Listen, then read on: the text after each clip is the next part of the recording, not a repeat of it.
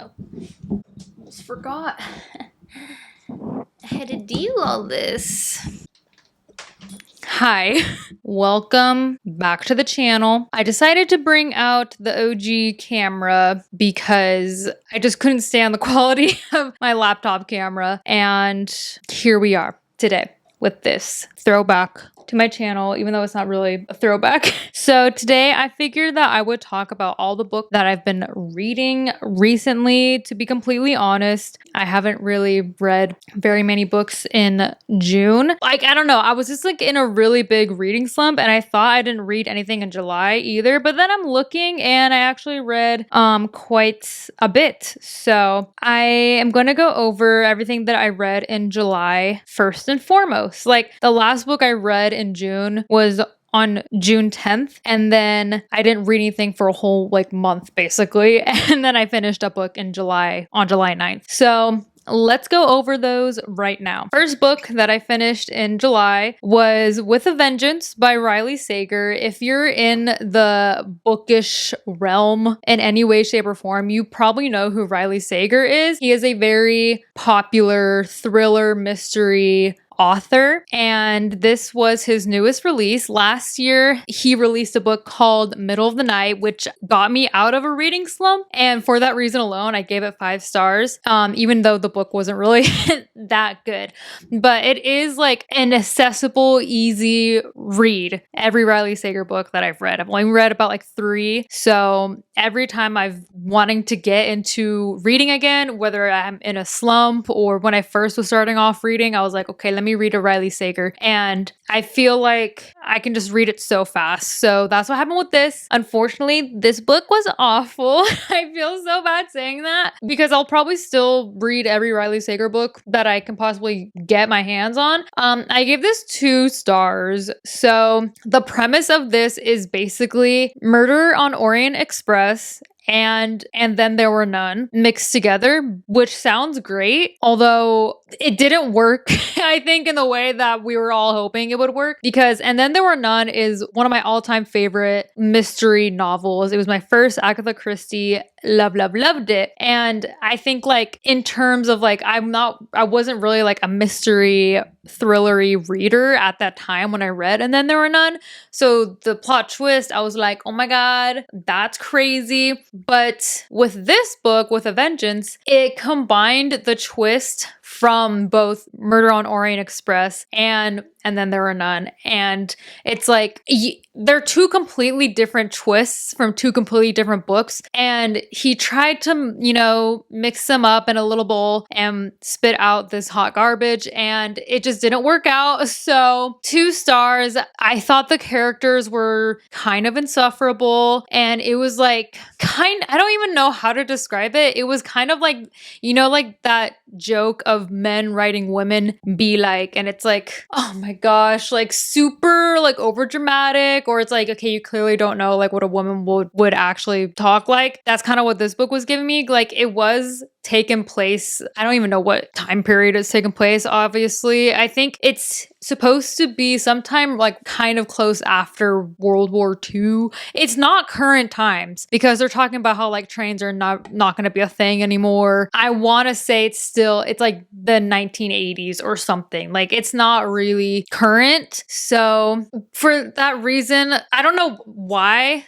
Me saying the 1980s, okay, not that old, especially considering the people in there talk like it's the 1950s, or they talk like it's, you know what I mean? I don't know. The time period is kind of weird, even though they kind of talk about what time period it is, but I just don't even freaking care to remember or look it up. So don't read this book. If you want to read a Riley Sager book, I can't even really give you a recommendation because I've only read Final Girls, which was kind of bad. Middle of the Night was pretty good, but it didn't really go in a way that I kind of was hoping it would. It had a really cool thing that they introduced in the middle of the book, and then they went nowhere with it. It's we didn't even bring it up the second half of the freaking book. It was non-existent. So, but out of all the ones that I've read so far, I would recommend Middle of the Night the most. And then on July 10th, I finally finished Native Son by Richard Wright. I have been reading this book for like half a year. I started it, I think, back in like February, and I finally finished it. 5 stars. 5 stars. Amazing, spectacular, never been done before. It's kind of like crazy to me to think about like, okay, so it talks about this in the book of like our main character having all these things that they want to say, but they don't know how to form it into words. Like that's kind of how it is reading this book, is like all the things that maybe, not like me personally, or I'm not even saying you would feel this personally. I don't know who you are, but I'm just saying like that's the vibe that it gave off, is like you could tell that Richard Wright had all these things on his mind and kind of like gave them a voice and put them into words, put these things that you couldn't think that you could put into words. He put it into words. So this is about Bigger Thomas. He is a young Black man. This takes place in the 1940s, I believe. And this book was written in the 1960s. So it's kind of closer to the time period that it was written in. And basically he commits this crime kind of like accidentally. So it kind of talks about what Bigger feels in terms of like his race, his class. Like this book deals with like a lot of different topics, I will say. So I don't know. There's so much commentary. I don't even know, again, like how to put this into words, really, how to sum it up. But basically, Bigger, the main character, really grapples with like what is expected of him and what he expects of himself. Is that what he expects of himself because nature versus nurture, or because society puts this on him because he's a Black man? Like there's so much to unravel. And of course, when this crime happens, it's kind of used as ammunition to be like, see, all Black people are awful and terrible. Like it's just the worst possible circumstances that could happen. It also kind of deals with like communism and stuff, because this was kind of around the time, around the time of like the Red Scare, and you know what I mean? I mean, it's the 1940s. I'm sure you can understand what is going on. So if you need that context clue, 1940s, shit's going down and it's going to get a whole lot worse. And yeah, it sounds like there's so much, and there is, but it's very accessible. I was really intimidated to read it. 1, because of its length. It's about 500 pages. And 2, because of the themes that I heard that this book talks about or deals with. And I was like, I don't know if I'm gonna be able to grasp all that, but it's very, very easy to read. Like it's not too flowery. It describes like Bigger and his thoughts. Like he thinks this and that and blah, blah, blah. Like let me pull up a quote just to show you what I mean. Okay, this is a good one. This is one of my favorite ones. To Bigger and his kind, white people were not really people. They were a sort of great natural force, like a stormy sky looming overhead, or like a deep swirling river stretching suddenly at one's feet in the dark. As long as he and his Black folks did not go beyond certain limits, there was no need to fear that white force. But whether they feared it or not, each and every day of their lives, they lived with it. Even when words did not sound its name, they acknowledged its reality. As long as they lived here in this prescribed corner of the city, they paid mute tribute to it. So yeah, there's so many quotes in here that I just love. And it's just like a great story. Like I just want to know what happens. With that being said, any big book is going to take me that long to read. Like don't think about how long it took me to read this as a sign that it's really hard to read. I'm just a really slow reader. Okay, after that, on July 16th, I read episode 13 by Craig DeLuey. And this was also a 5-star read. Oh my gosh, this book was crazy. So I heard about this book from Possessed by Horror, and it was one of her like 5-star reads. And I was like, okay, let me pick it up then finally. So it's about this reality ghost hunting like TV show that's hosted by this couple. And there's not really a lot more to it than like they go to a house that's very prolific in like this town and it's haunted, and it's the episode 13 and of their show and shit's going down. So that's all I'll really say about that. But my review of this, I think, can kind of sum up what you can expect from this book: Late Night with the Devil with a hint of barbarian and a dash of triangle. I won't say any more about it. 5 stars. And I will say this though, this book needs to be consumed as an audiobook. Oh my gosh, the audiobook for this was incredible. There were so many sound effects and like it really put you in the mood of like we're in this and we're experiencing it with the characters. Like this is actually happening in real life. So spooky, so eerie, perfect for Halloween time. I highly recommend it. Okay, lastly, I read Call Me by Your Name by Andre Achman, Acid Man. I don't know. Asiman. I don't know. And I finished this on July 27th. This was the book club book for my book club on Fable. If you're interested, check it out. Link for that will be in the description. But this I gave 3 stars. Like it started off really strong for me, and the writing for this is chef's kiss. Like it is impeccable. It's very flowery if you like that, but it got like so boring like towards like the last third of it.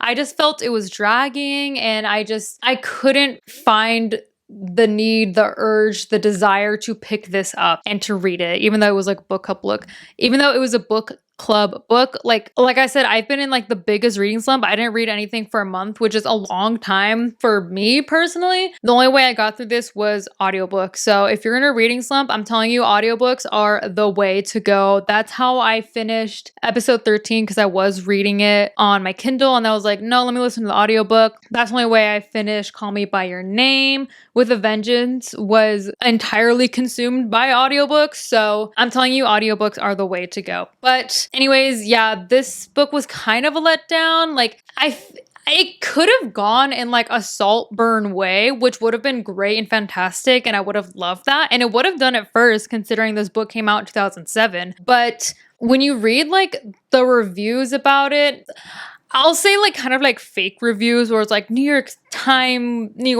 like, oh my gosh, the greatest love story ever told, or whatever the frick. And I'm like, okay, who wrote this review? Who works at the New Yorker that read this book and was like, okay, I have to think of something positive. It's a great love story. I'm like, bitch, did you even read the book? Like, I'm not rooting for these people at all. Number one, there's a big age gap and he's like underage, which is like kind of weird, but I try to look past it, I guess. And like the part of it that I liked is kind of like the obsession that our main character has for Oliver. And I'm like, that is like an interesting thing to expand upon, but it kind of, I mean, if you've seen Call Me by Your Name, the movie, you kind of know that they do like end up together, and it's like described as like a love story. And I'm like, first of all, these people like do not like each other. Like I'm just getting the vibe that it's pure infatuation. I did not feel that way at all. I hate Oliver. And then it's just like, oh my gosh, my review of it is like,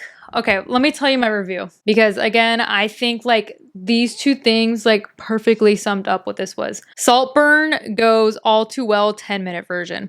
So if you don't know, All Too Well is a Taylor Swift song. She wrote a 10-minute long song for Jake Gyllenhaal. And that's kind of the vibe it was giving me. It was like, okay, girl, like kind of like let it go. Love All Too Well 10-minute version. Great, fantastic, but it's like perfectly describes this situation. Like our main character is really reading into every little thing that Oliver is doing, or whatever his relationship with Oliver. And you're kind of like, again, like this could have gone like a Saltburn way where I'm like, oh my gosh, this could get spooky, which I knew it wasn't going to get spooky because I know it's not a spooky movie, Call Me by Your Name, but I was like, this could have gone in like a spooky way and I would have loved it like way more, because it was kind of just like he's obsessed and then they get together and then the end. So I'm like, okay. So the author did write a second book of this, which I'm like, is that really necessary? Because in All Too Well 10-minute version, in the music video, it shows them as like when they're older, you know, Taylor Swift when she's older or whatever. That's kind of like the vibe that this book gives too. I hope I'm not giving any spoilers away. Like, I don't discourage you from reading this because it might give you what you're looking for, but I'm just saying, like, I don't really know if this is a book you can spoil. Like, everyone spoils it and they're like, oh, love story. So that's kind of like the whole thing. The point of the book is like, are they going to get together? Are they not? So when the public reviews are like, love story, it's like, okay, so they do get together. So just like disregard that, you know? But in terms of what I'm reading now, so that was the last book I finished. It is now August 2nd. Books that I'm reading right now. I am currently reading This Thing Between Us by Gus Moreno, and I'm really, really liking it. I'm about like 28% through. I'm reading it on my Kindle.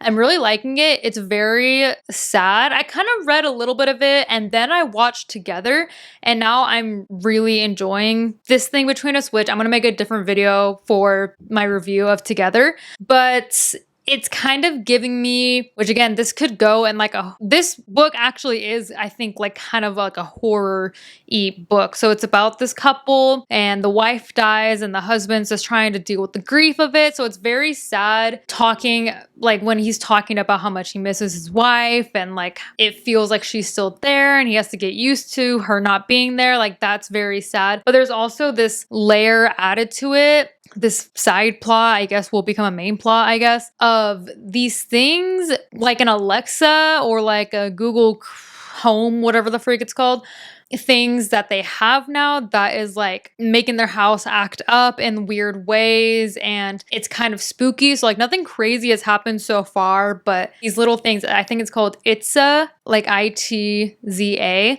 they are in the house and it's like a Alexa, Google Chrome, Siri thing. So that's kind of where we are right now. I can't give too much description because I don't really know. And then last night I started 1984 by George Orwell because it's Big Brother season. I've been really into it and I still somehow have not read 1984, which, you know, like my favorite show is based off of the saying of like Big Brother that originated from 1984. So I don't know how I haven't read this book yet, but now is the time. That's pretty much everything I have to talk about. Feels good to be, you know, filming like this again and just have like good quality a little bit. Like I said, I'm down to make more videos if it's chill and if you guys are okay with it being, you know, chill. I didn't really do too much editing beforehand, but you know, you're gonna have to really be patient with me because it's not like editing is the worst part about making these YouTube videos. I love making YouTube videos. I hate editing like with a passion. So if I can decrease that, then I will make more videos for you guys. Yeah, I have been in a pretty big book and movie slump. Like I have not watched a movie, not even just like at my house, a normal movie at my house, or gone to the movie theaters since my last movie review, which was Bloodlines, Found on the Stage of Bloodlines. Like this always happens. Either I watch something really, really bad, or I read something really, really bad, or I read something really, really good and it puts me in a slump. So it's the same thing for movies. I watch something really, really good and then it puts me in a slump for like months. So happy to be back. Gonna do a movie review for Together. I just saw that, so stay tuned for that. But other than that, I will hopefully see you guys soon. Bye.